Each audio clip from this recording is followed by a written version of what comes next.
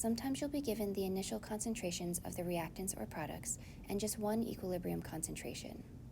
We use stoichiometry to determine the other concentrations at equilibrium, and then we'll use those equilibrium concentrations to calculate K.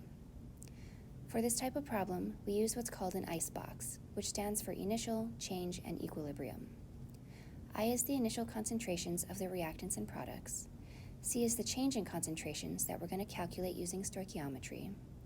And E is the equilibrium concentrations that we'll use to calculate the equilibrium constant K.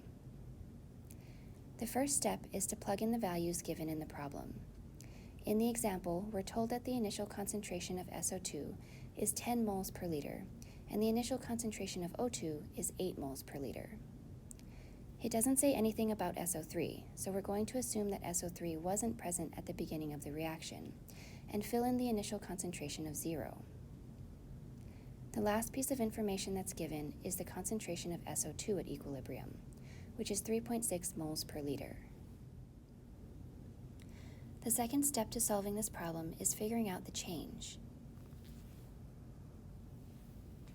So we're going to look at SO2, which started at 10 molar initially and ended up at 3.6. That's a decrease of 6.4, or minus 6.4.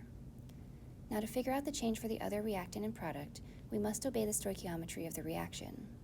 For every 2 SO2 molecules that react, only 1 O2 molecule reacts. So the change in oxygen will be half that of SO2. It will decrease by 3.2, or minus 3.2. And for every SO2 molecule that reacts, 2 SO3 molecules are produced. That's a 1-to-1 ratio, so if SO2 decreases by 6.4, that means that SO3 increases by 6.4.